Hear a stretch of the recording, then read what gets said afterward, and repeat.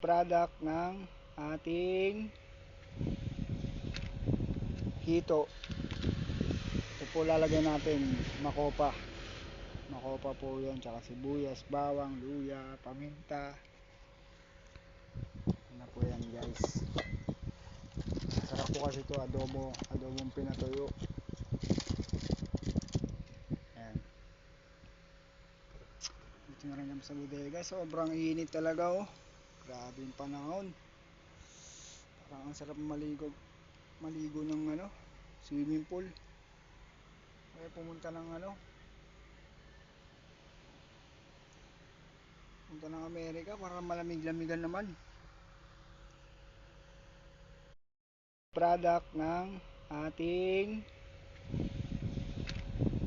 hito. Ito po lalagay natin, makopa po yan.